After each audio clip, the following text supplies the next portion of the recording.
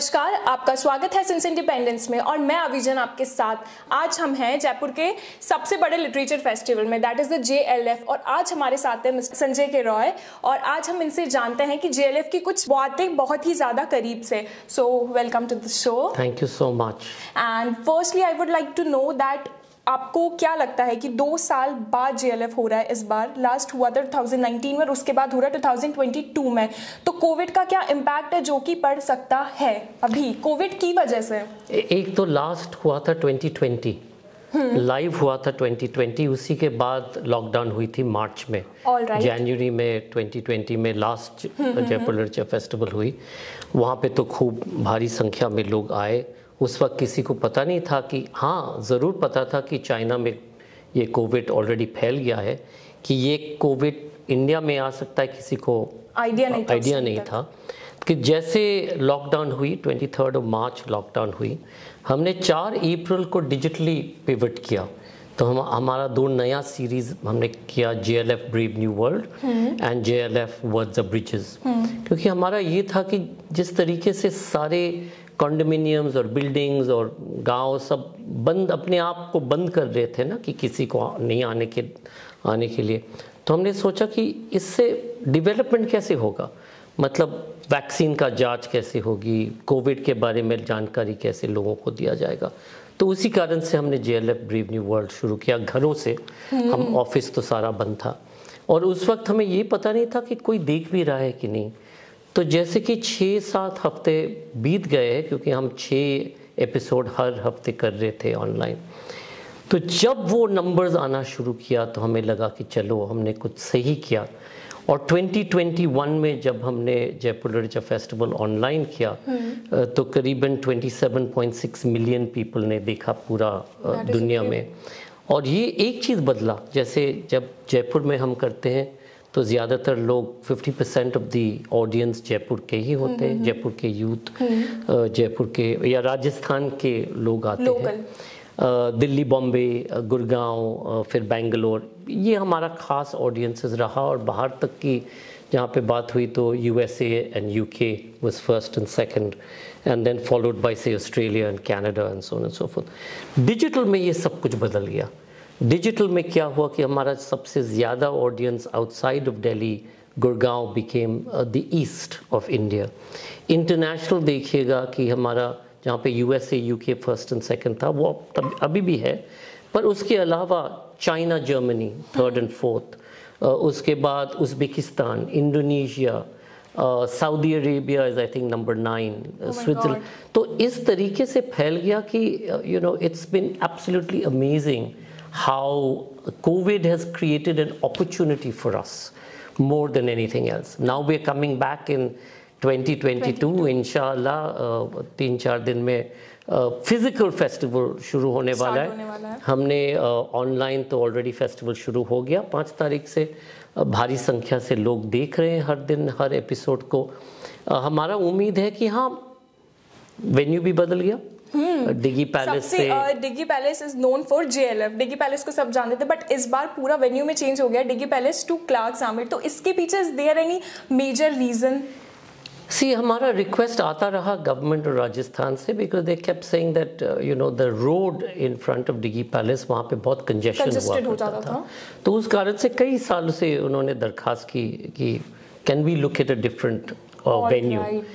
And then finally we all collectively agreed with the Rajasthan government and the Rajasthan police that, and with clerks, that this can be an opportunity। Airport के पास है, कई यहाँ पे hotels है जहाँ पे infrastructure हो सकती है, पार्किंग एरिया और ज़्यादा बड़ा जगह भी है। तो we collectively decided that this would be the new venue for the Jaipur Literature Festival 2022 onwards। Okay, all right. So what you expect, ये जो अभी JLF कल से स्टार्ट होने वाला है, तो उससे कुछ मेजर एक्सपेक्टेशंस आपकी हैं कि हाँ this will be the, मतलब ये चीज़ तो होगी definitely, you are something about confident हो जिसको लेके आप? तो देखिए, जैसे हर साल होती है, हाँ। शुरुआत होती है रामबाग होटल में। It's because of the history of the city, right? वो तो आप अलग नहीं कर सकते हो। रामबाग तो रामबाग ही रहेगा, आमेर फोर्ट ही रहेगा, pink city will always be pink city, so you can't differentiate this from the festival. Festival Jaipur में क्यों आया? क्योंकि हमें लगा कि we need to showcase our built heritage, और इसी कारण से हम जुड़े जयपुर के साथ, ताकि हम दिखा सके कि आर्ट्स के जो मायने हैं, when it comes in connection with built heritage, it creates a value, a tangible value, ताकि लोग अपने हवेली और पुराने गिराए ना बट रिस्टोर इट। और वैसे जैसे डिगी पैलेस को रिस्टोर किया गया, जैसे नाहरगढ़ को खोल दिया गया, काफी रनिंग में आ चुका है नाहरगढ़, एक बहुत अच्छा फेमस स्पॉट हो चुका है। Totally, that's one of the reasons for the festival to have become so successful here in the city. There is a big reason that youth के अंदर एक हमेशा बहुत अलग क्रेज रहता है JLF को लेके, it's like a crazy thing. Totally, देखिए, youth is always hungry for new information and knowledge. Of course. हाँ, और सबको चाहिए कि मुझे एक नया चीज़ देखनी है, चलो सेल्फी भी हो जाए पर नई तरीके से, नया इंक्वायरी से, नया नॉलेज से, और मैं क्या कर सकता हूँ, you know, and I think that's the खूबियत of young people today in India. They are our future, you know, and their love for knowledge and information leads to innovation, you know. That is the most exciting thing here. All right, okay. I would like to really ask to one question that जब day one था, when you started the JLF from very day one, तब आपका mind setup क्या था? And today here in 2022 JLF आ चुका है, तो is there any moment जो आप relive करना पसंद करोगे? मतलब मुझे याद है कि जब 15 साल पहले, ये 15 साल होगा JLF का, जब हमने पहले बार डिगी पैलेस में शुरू किया था, उस वक्त दरबार हॉल ही एक ही हॉल था जहाँ पे हमने शुरुआत की थी। सुबह का वक्त था, 7:30 बजे मैं नीचे आया, दरबार हॉल के अंदर गया, 240 करीबन चेयर था, तो मैंने अपने कॉलीग्स को कहा कि कौन आने वाला है, निकालो, और 100 चेयर तो निकालो, नहीं तो लोग सोचेंगे कि कोई आया ही नहीं। और उस वक्त अगर कोई डिपस्टिक सर्वे करते थे ना कि ये सक्सेसफुल लिटरेचर फेस्टिवल जयपुर में सक्सेस होगा कि नहीं, तो सब हंस पड़ते। पर जैसे कि हार्वर्ड बिजनेस स्कूल एक केस स्टडी टीच करते हैं उनके वहाँ पे, तो वो कहते कि हमारा एक 5 ईयर 10 ईयर 15 ईयर प्लान रहा to take over the world and you know make Jaipur Literature Festival the biggest in the world. ऐसी कोई चीज़ नहीं था, ये केवल एक्सीडेंट से हुई है। एक तो एक्सीडेंट था कि हम जयपुर में आए, राजस्थान में आए, that was because of faith and John Singh अनोखी लॉन्च हुआ festival which was a segment of the existing Jaipur विरासत फेस्टिवल, वो हम अलग करके ये फेस्टिवल किया। फिर आपका जो बिल्डिंग्स है, पैलेसेस है, हवेली है, वो उसका मायना था। जो हॉस्पिटैलिटी, इंडियन का जो हॉस्पिटैलिटी है ना, कि हर चीज़ जैसे कि बारात आए, कि शादी हो, उसमें मौज मस्ती, उसमें colour, fun, more and more music, सब कुछ है इस फेस्टिवल में। तो I think that made the festival interesting for young people.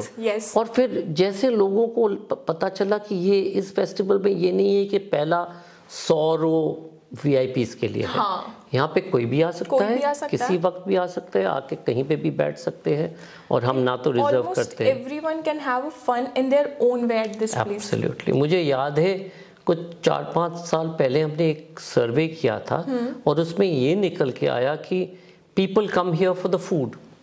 Oh my God. कुछ लोगों ने कहा we come here for the shopping, for retail. कुछ लोगों ने कहा we come here because everybody else comes here. Yeah, this is a very big point that हमारे friends कहीं जा रहे हैं तो JLF, oh what is this JLF? First time when I came to JLF, मुझे कुछ भी नहीं पता था, I have no idea। मेरे friends जाते थे JLF में, they uploaded in story on Instagram, so मुझे भी JLF जाना है। This is the very big point, सब जा रहे हैं, हम भी जा रहे हैं। And after that आने के बाद यहाँ पे काफ़ी सारी चीज़ें, म्यूजिक होना, फन होना, बिकॉज यूथ को कहीं ना कहीं फन चाहिए, हमें म्यूजिक चाहिए, फूड चाहिए, तो this is the very big good point about this. Totally and after that I would really like to ask कि ऐसा कुछ जब से आपने स्टार्टिंग से स्टार्ट किया JLF एंड आज आप यहाँ पे आ चुके, तो ऐसा कौन सा मोमेंट था जब you face failure and you bounce back? देखो, failure is such a big word. JLF has gone through many problems, ups and downs. More. It wasn't even an up or a down. Everything became an opportunity. जब ओपरा Winfrey आए तो पूरा America उनके साथ आए, you know. जब सलमान रश्दी नहीं आए, फिर भी पूरा दुनिया में लोगों को पता चला कि JLF पे सलमान रश्दी नहीं आए, तो वो एक न्यूज़ बन गया। जब तस्लीमा नसरीन ने कुछ किया तो सबको पता लग गया. So every opportunity, I mean we have looked at every issue as an opportunity. तो ये नहीं कि कोई it's up or down. For us it's been about innovation. How do we make the experience better for everybody, every person who comes. और एक story मैं आपको बताऊंगा, आई थिंक 3rd और 4th ईयर में था, जहाँ पे भीड़ काफ़ी बढ़ गया था. तभी भी हमारा 3 ही वेन्यू थे डिगी पैलेस में, तो हमने सिक्योरिटी की इंतज़ाम की. और जैसे मैं 1 घंटे के लिए हर दिन मैं सबको रिसीव करता हूँ, तो 7:30 बजे तो डोर्स खुल जाते, गेट खुल जाते.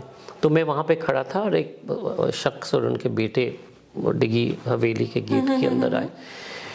तो क्योंकि लोगों को लगा कि दे डोंट बिलोंग, तो सिक्योरिटी वाले ने उनको रोक ली. तो मैं था, तो मैं जाके पूछा, मैंने कहा भैया मैं हेल्प कर सकता हूँ? तो उन्होंने कहा कि सर मैं SMS हॉस्पिटल के सामने फुटपाथ पे सोता हूँ और मुझे पता है कि मैं कभी अपने बेटे के लिए किताब नहीं खरीद पाऊँगा, ना तो उसको स्कूल भेज पाऊँगा, पर मैंने सोचा कि अगर वो कहानी सुन ले उसका ज़िंदगी बदल जाएगा. और हमें बताया गया कि यहाँ पे कहानी का वो होता है और सब कोई आ सकता है. मैं शर्मिंदा हूँ और घूम गए जाने के लिए. तो मैंने कहा नहीं, ये फेस्टिवल आप ही के लिए है. और उस वक्त हमें पता लगा कि ये सिटी का फेस्टिवल बन गया. यही हमारा मकसद था कि केवल आप और मेरे जैसे लोगों के लिए नहीं, क्योंकि हमारे लिए तो हम तो कहीं पे भी एक्सेस कर सकते हैं हम लोगों के पास. पर इन लोगों, और दूसरा एक इंसिडेंट था, गोरखपुर से एक शख्स आए, बहुत बढ़िया दिखने में, वो आके मुझे कहा कि मैं गोरखपुर के एक गांव, गोरखपुर से 40 किलोमीटर दूर एक गांव में मैं टीचर हुआ करता था. मैंने बहुत कुछ सुना जयपुर लिटरेचर फेस्टिवल, उसी लिए मैं आया हूँ. मैं चाहता हूँ कि मैं वापस जाके एक लाइब्रेरी खोलूँ. तो वो वापस जाके उन्होंने एक लाइब्रेरी खोला. और कुछ 3-4 साल बाद जब मैं उनसे मिला, वो 12 और लोगों के साथ आए. वहीं पे वो लोग ट्रेन से आते, रेलवे स्टेशन पे रहते, वेटिंग रूम में, हर सुबह यहाँ पे पहुँच जाते, पूरा दिन यहाँ पे बिता के फिर वापस जाते. ये जो 12 शख्स थे, 6 गांव में उन लोगों ने लाइब्रेरी और रीडिंग प्रोग्राम उन्होंने शुरू किए, यहाँ से किताबों लेके एक रीडिंग ग्रुप बना के. तो ये जो ट्रांसफॉर्मेशन है, ये तो this is not tangible, you know, it's completely different. इस न्यू ईयर्स की बात हो रही थी, मैंने एक हम सारे थे डिगी फोर्ट में, तो एक, I won't take his name, very eminent family, तो उनका wife and their new daughter in law dance कर रहे थे. ये बड़े ट्रेडिशनल फैमिली के थे. न्यू ईयर्स ईव सोच लो, mother in law and daughter in law were dancing together. And I went up and I said, you know, I'm stunned ki this is happening. I'm so impressed that this is happening today in a. तो जो उनका बेटा था, उन्होंने कहा कि sir आपको पता नहीं कि कितना बदलाव आए हैं सोसाइटी में जब से आप लोग यहाँ पे आए हैं. ये 10 साल पहले इट वुड हैव बीन नामुमकिन कि एक from a traditional family mother-in-law और डॉटर-इन-लॉ डांस फ्लोर पे ऑन न्यू ईयर्स ईव. तो ये जो इंटेंजिबल चीज है ना, I think it's amazing that how much literature, ये नहीं कि हमने किया, ये लिटरेचर और नॉलेज ने किया. नॉलेज गई लोगों के पास and they choose to be get upgraded. Absolutely, absolutely. Mind खुल जाता है ना, माइंड खुल जाता है, बिकॉज यहाँ पे आएंगे, एक्सपोजर मिलेगा, लोगों की बातें सुनेंगे. अब जैसे to be very honest, this is a interview, I am taking interview, but हाँ, इससे मुझे काफ़ी और ज़्यादा एडिशनल नॉलेज मिली. And I would really like to ask कि हर बार कुछ ना कुछ, कोई ना कोई ऑथर नए आते हैं, स्पीकर्स होता है, तो इस बार कौन है जो अपनी बुक लॉन्च करेंगे, कुछ नए ऑथर्स? देखो, इस बार तो 4 नोबेल लॉरियट्स है. जैसे आज का सेशन में इंदिरा नूई भी थी. सारे बुकर प्राइज विनर्स, डेमन गैलगुट जो 2021 का बुकर प्राइज विन किया, अभिजीत बैनर्जी जिन्होंने नोबेल प्राइज विन किया, वो भी आ रहे. पर वो कौन सी किताब के साथ आ रहे? उनका नया कुक बुक विच शेनी ओलिविये, उन्होंने कुक बुक लिखा है. You know, Nobel laureate is coming with his cookbook. Remo Fernandez जो you know big music star, वो आ रहे उनके. बायोग्राफी के साथ। तो इस तरीके से अलग अलग, मतलब इट्स अ फैबुलस प्रोग्राम। तो everybody should go online, check. And जैसे लोगों को नाम, तो जैसे अगर मैं किसी को पूछूँ ना कि इसके बारे में पता है, किसी को पता नहीं होगा। हाँ। वो आए, अगर अच्छा लगे सेशन देखे, नहीं तो दूसरा सेशन में जाए, तीसरा सेशन। चॉइस तो हर वक्त होती है ना हम लोगों के यहाँ, ये चीज़ तो है।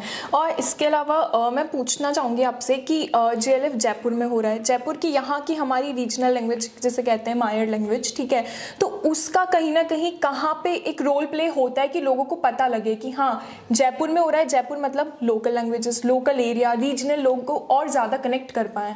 तो ये दुख की बात है कि आपने पहले बार पूछा। वैसे कुछ जर्नलिस्ट पूछते हैं पर वो कभी जाके वो सेशंस को कवर नहीं करते।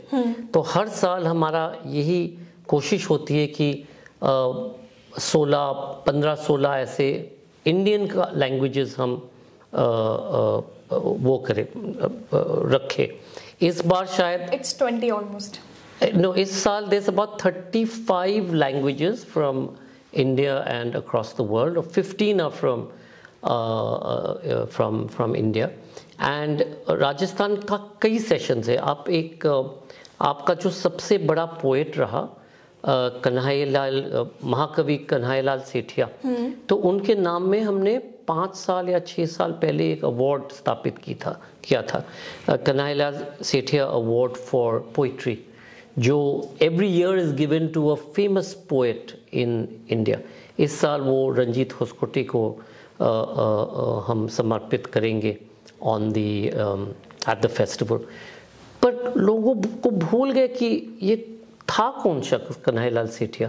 तो जैसे सब कहते हैं ना कि राजस्थान भाषा के लिए आप लोग कुछ नहीं करते, तो मेरा यही है कि पहले वो तो पढ़े कि क्या है प्रोग्राम में, फिर वो आके मुझसे सवाल पूछे, या नमिता या विलियम से सवाल पूछे थे आपने ये क्यों नहीं किया या वो क्यों नहीं किया। क्योंकि लोगों को पता नहीं लगता, इतने बड़े नाम होते हैं ना, तो लोकल लैंग्वेजेस में वो थोड़ा सा वो हो जाता है। पर ये भी याद रखना, एक 3-4 साल पहले मनोरंजन व्यापारी आया था। वो एक दलित राइटर फ्रॉम बंगाल रहा है।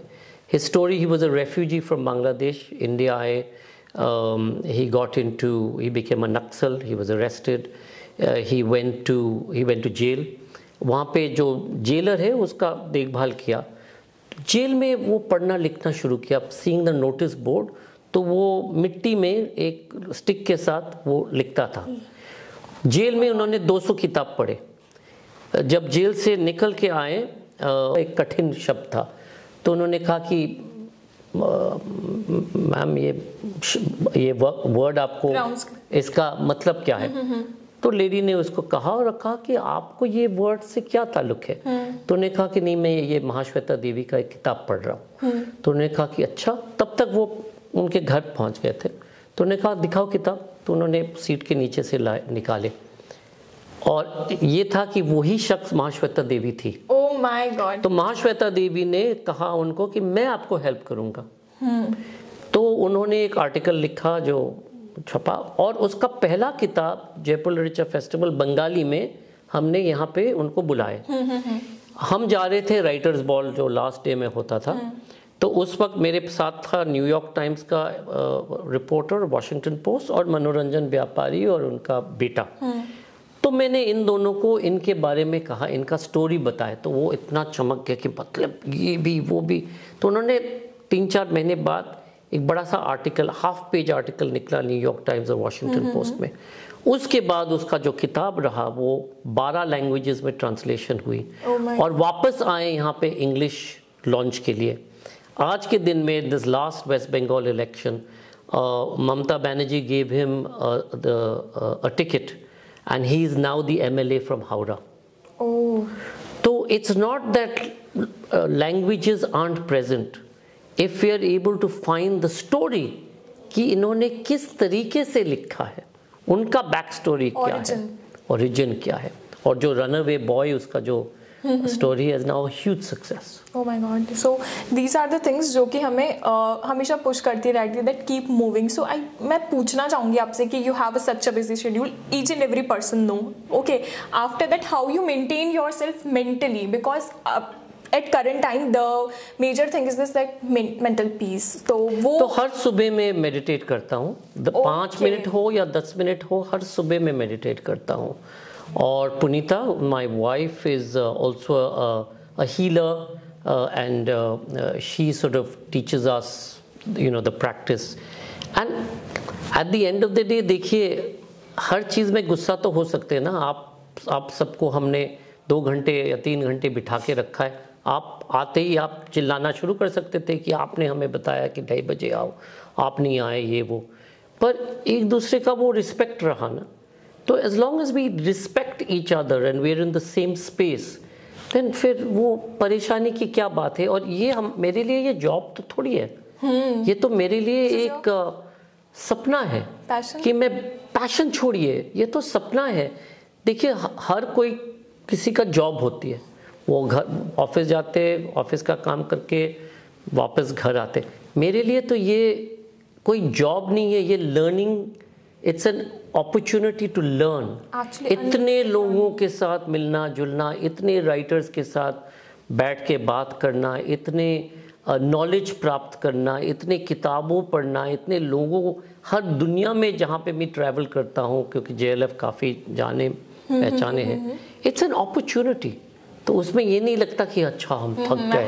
अरे थकना तो वो लग्जरी होती है, हम लोगों को वो लग्जरी नहीं है कि थकना है या बैठ जाना और पूरा दिन। क्या पूरा दिन क्या करता हूँ मैं? बैठ के बातें करता हूँ। दिस इज द एटीट्यूड जो कि आप काफ़ी कामली यू कीप मूविंग ऑन। ये ऐसा कुछ मैसेज जो आप यूथ को देना चाहेंगे कि दैट हाँ, ये you have to do this, मतलब कुछ ऐसा खास message related to languages, books और ईच और everything. Today India is an opportunity and young people are the opportunity. हम जैसे लोगों, we failed the generation which is the young people generation like you. जो planet है ना, जो अर्थ है, ये कोई और planet ऐसे नहीं है। जो लोग सोचते कि हम रॉकेट में चढ़ के कहीं और जाएंगे, नहीं जा पाएंगे। जो यहाँ का खासियत है यहीं का है। So it's your responsibility to look after and protect the planet. It's your responsibility to ensure that war, hatred, divisiveness is kept at bay. नहीं तो ये काटा पीटी, मार तोड़, बहस, इससे क्या फ़ायदा? किसी का पेट भर रहा है क्या? किसी की अपॉर्चुनिटी, किसी का एजुकेशन, किसी का फ्यूचर, उस पर कोई बदलाव आएगा ये मारपीट या भेदभाव या हेट्रेड से? कभी नहीं। Please, as young people you can show the way to a better world, a better future, and if we can make that difference here in India, which by 2030 will become the most populated country in the world with the youngest demographic. It is an opportunity for all of you to go out and do something that's incredible. And क्योंकि हम जुगाड़ तो हम सबके अंदर है, पर look at जुगाड़ differently.